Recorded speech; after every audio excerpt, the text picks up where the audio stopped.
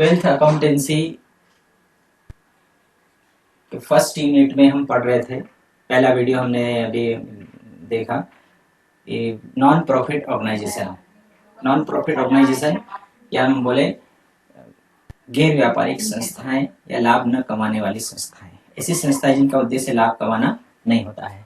इसमें हमने अभी तक, इसके पहले हमने देख लिया था कि गैर व्यापारिक संस्थाएं या नॉन प्रॉफिट ऑर्गेनाइजेशन किसे कहते हैं, इनकी क्या विशेषताएं होती है, ये बही खाता रखने के इनके क्या उद्देश्य होते हैं, इनकी आय के साधन क्या है। अब आगे हम देख रहे हैं कि जिस प्रकार से व्यापारिक संस्थाएं वर्ष के अंत में अपना लाभ और हानि पता करने के लिए अंतिम खाते बनाती है, जैसे व्यापार खाता, लाभ हानि खाता और बैलेंस शीट बनाती है, ठीक इसी प्रकार से गैर व्यापारिक संस्थाओं को भी वर्ष के अंत में अपनी एक स्थिति का पता लगाना होता है कि इनकी वास्तविक स्थिति क्या है, और इसके लिए एक रोकड़ पद्धति का उपयोग करते हैं। रोकड़ पद्धति का उपयोग क्यों करते हैं, ये भी हमने अभी देखा था।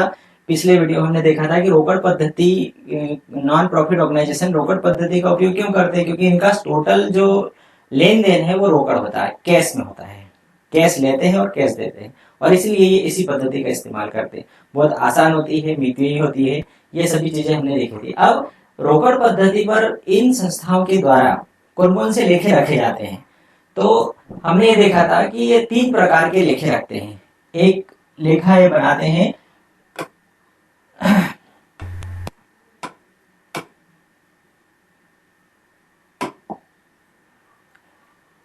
प्राप्ति भुगतान खाता, दूसरा बनाते हैं आयव्यय खाता, और तीसरा बनाते हैं बैलेंस शीट।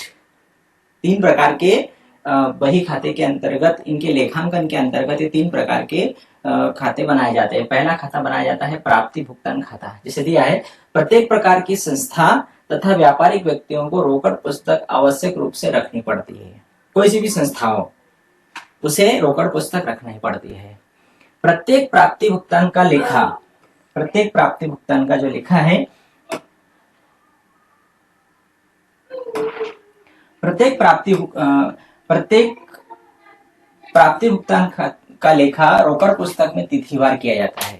जितने पैसा प्राप्त हुआ, जितना भुगतान किया है, उसको डेट बाय डेट प्रत्येक तिथिवार उसे लेखा किया जाता है। और अंत में ये संस्थाएं, इनके सदस्य संक्षिप्त में जानना चाहते हैं कि जितनी प्राप्ति हुई, कितना भुगतान हुआ, कितना शेष बचा हुआ है। इसी आधार पर ये जो नॉन प्रॉफिट ऑर्गेनाइजेशन है, ये 3 प्रकार के अकाउंट रखती है। पहला है प्राप्ति भुगतान खाता, जिसे हम बोलते हैं रिसिप्ट एंड पेमेंट अकाउंट।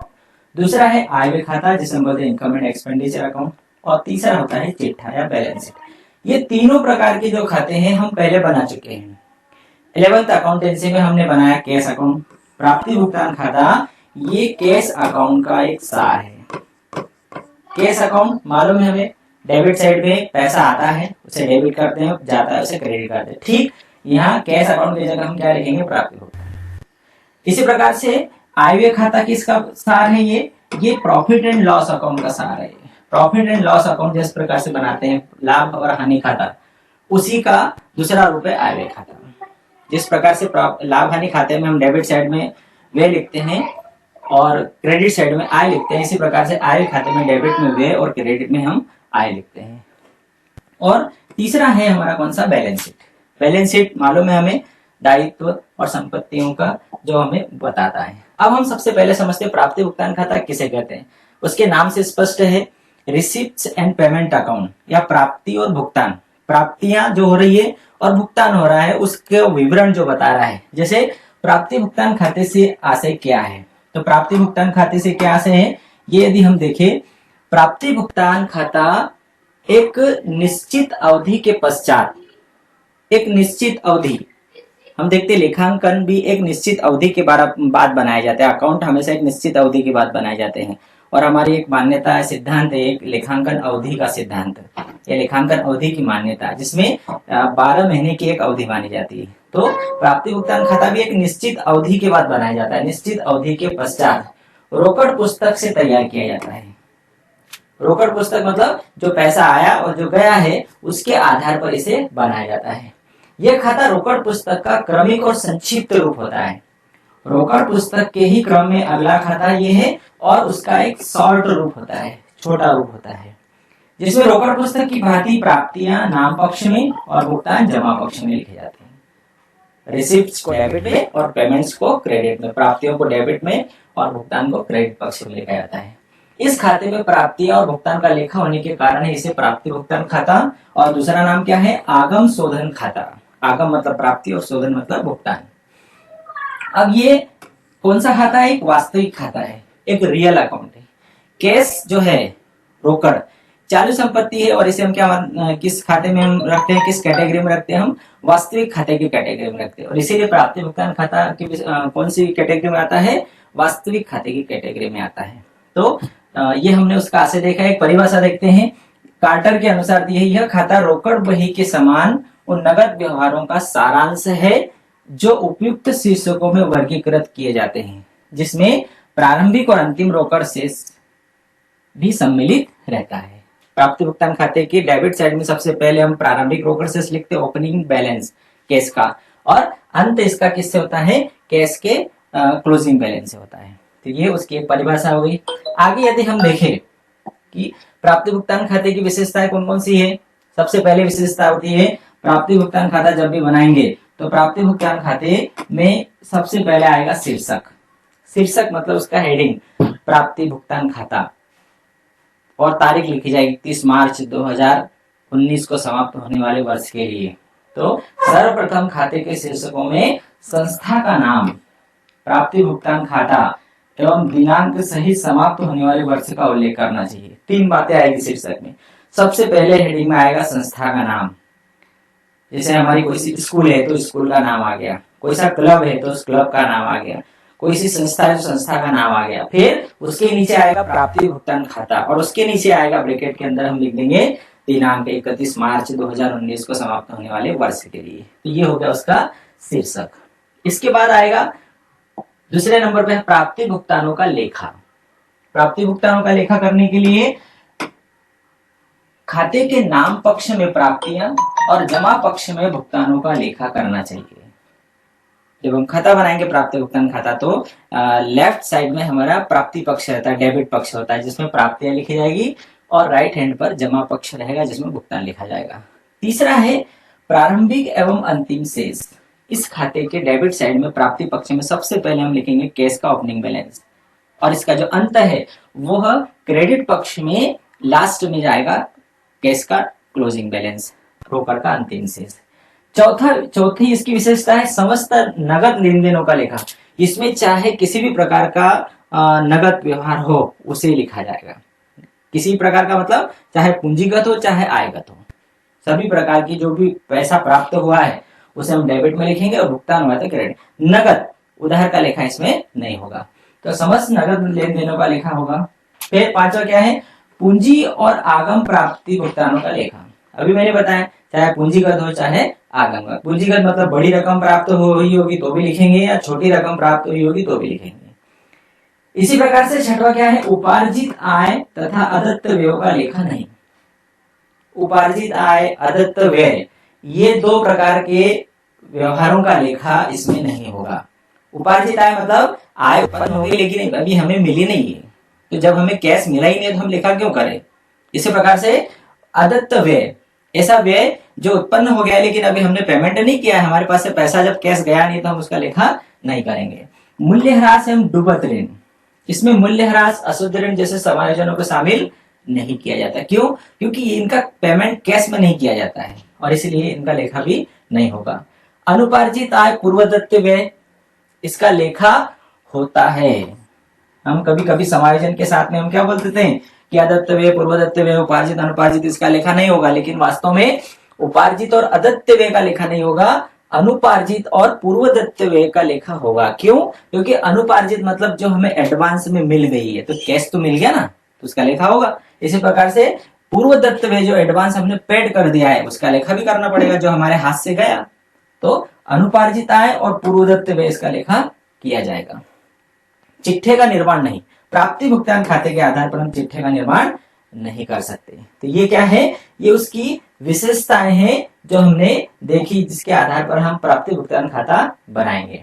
अब इसकी सीमाएं हैं, हर एक कुछ कोई सी भी चीज हो उसकी यदि हम दोष निकालने जाएंगे तो उसकी सीमाएं, उसकी कमियां, उसके दोष हम निकाल सकते हैं। अब जैसे ये वाला प्रश्न हमेशा आता है परीक्षा में, कई बार ये आ चुका है कि प्राप्ति भुगतान खाता आर्थिक स्थिति का द्योतक नहीं है, इसको समझाइए। मतलब कि प्राप्ति भुगतान खाते से किसी भी संस्था की आर्थिक स्थिति का पता नहीं चलता है, ये सही है क्या? तो वास्तव में क्या है, प्राप्ति भुगतान खाता किसी भी लाभ न कमाने वाली या गैर व्यापारिक संस्था की आर्थिक स्थिति नहीं बता पाता है। क्यों नहीं बता पाता है? क्योंकि हम केवल कैश के व्यवहारों का ही लेखा कर रहे हैं, और कैश के व्यवहार कभी भी सही आर्थिक स्थिति का पता नहीं बताते हैं। इसके मुख्य कारण कौन कौन से हैं? सबसे पहला कारण केवल रोकड़ व्यवहारों का लेखा। प्राप्ति भुगतान खाते में केवल और केवल नगद व्यवहारों का होता है, लेखा होता है, इसलिए ये हमारी आर्थिक स्थिति को क्लियर नहीं करता है। दूसरा है पूंजी और आगम एक साथ। पूंजीगत और आगमगत दोनों व्यवहारों का लेखा एक साथ होता है। जो बहुत बड़ी रकम प्राप्त हुई है, जो बहुत छोटी रकम है, दोनों प्रकार का लेखा होता है। इस खाते में पूंजीगत आगमगत प्राप्ति व भुगतान में कोई भेद नहीं किया जाता। दोनों ही प्रकार की रोकड़ मदों का लेखा इस खाते में किया जाता है, इसलिए भी ये सही आर्थिक स्थिति क्लियर नहीं करता है। जैसे हम लाभानी खाता बनाते हैं, तो लाभानी खाते हम आगमगत व्ययों का ही या आय का ही लेखा करते हैं, जिससे कि हमें लाभ का पता चलता है। पूंजीगत जो जितना भी होता है उसे हम बैलेंस शीट में ले जाते हैं। प्राप्ति भुगतान खाते में हम पूंजीगत भी शामिल कर रहे हैं, आगमगत भी शामिल कर रहे हैं, तो वो हमें सही स्थिति नहीं बता रहा है। तीसरा क्या है, चिट्ठे का निर्माण नहीं। इसके आधार पर हम चिट्ठा नहीं बना सकते। सही है, बहुत सारी चीजें इसमें छूट गई, इसलिए चिट्ठा हम नहीं बना सकते। तो ये तीनों चीजें, तीन बातें बताती है कि प्राप्ति भुगतान खाता आर्थिक स्थिति को क्लियर नहीं करता है, आर्थिक स्थिति को नहीं बता पाता है। तो ये हमने देखा कि प्राप्ति भुगतान खाते का आशय क्या है। प्राप्ति भुगतान खाते का क्या आशय है कि प्राप्ति भुगतान खाता एक निश्चित अवधि के बाद बनाया जाता है। यह रोकड़ पुस्तक का संक्षिप्त रूप होता है। इसके डेबिट पक्ष में प्राप्तियां, क्रेडिट पक्ष में भुगतान लिखाया जाता है, और यह एक वास्तविक खाता है। ये चार बातों के आधार पर हम उसका आशय लिख सकते हैं। इसकी परिभाषा हम बता देंगे, फिर विशेषताएं बता देंगे कि सबसे पहले शीर्षक लिखा जाता है, प्राप्ति भुगतान का लेखा होता है, प्रारंभिक और अंतिम रोकड़ शेष होता है इसका, फिर पूंजीगत आगमगत दोनों व्यवहारों का लेखा किया जाता है, उपार्जित अदत्त व्यय का लेखा नहीं होता, मूल्य ह्रास अशुद्ध ऋण का लेखा भी नहीं होता है, लेकिन अनुपार्जित आय और पूर्वदत्त व्यय का लेखा होता है, और चिट्ठे का निर्माण नहीं होता है। ये हमने प्राप्ति भुगतान खाते का आशय, उसकी परिभाषा, विशेषताएं, और वह हमारे एक संस्था की आर्थिक स्थिति को नहीं बताता। ये इसमें हमें कई बार कंफ्यूजन, द्योतक मतलब कि यह किसी भी संस्था की आर्थिक स्थिति को नहीं बता पाता है, सही स्थिति को नहीं बता पाता है। तो ये हमारा, अब देखो इसी आधार पर यदि हम देखें कि प्राप्ति भुगतान खाता और रोकड़ बही में क्या अंतर होता है।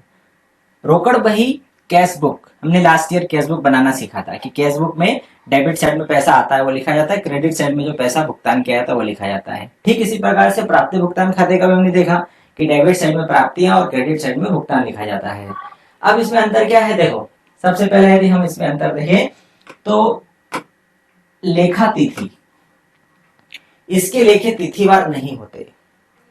प्राप्ति भुगतान खाता एक निश्चित अवधि के बाद बनाया जाता है, अभी हमने पढ़ा, जबकि रोकड़ बही इसके लेखे तिथिवार होते हैं। डे बाय डे, प्रतिदिन, महीने भर में जितने भी व्यवहार हुए वो सभी का लेखा इसमें होता है रोकड़ बही में, तिथिवार। और जबकि प्राप्ति भुगतान खाते में तिथिवार नहीं, वर्ष के अंत में एक साथ कैश बुक का पूरा सारांश उसमें ले लिया जाता है।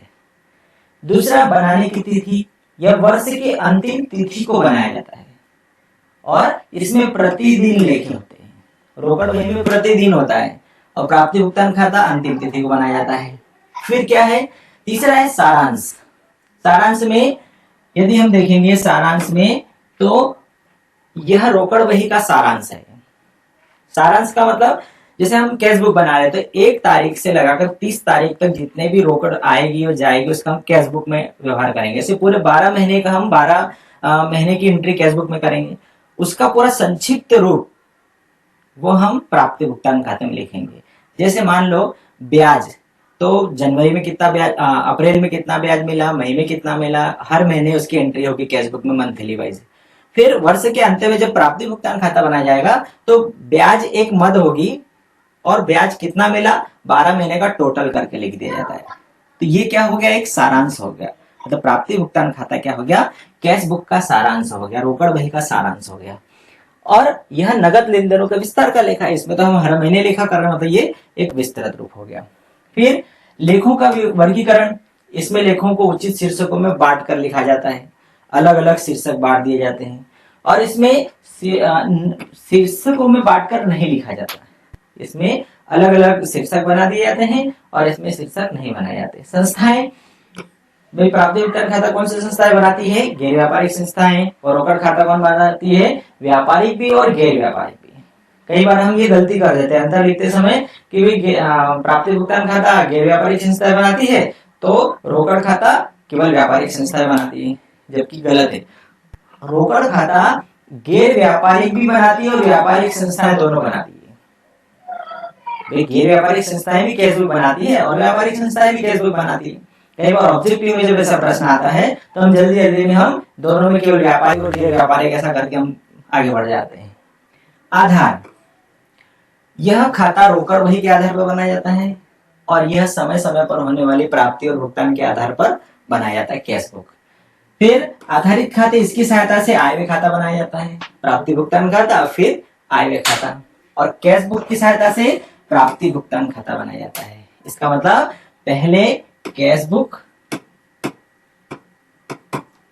उसके बाद में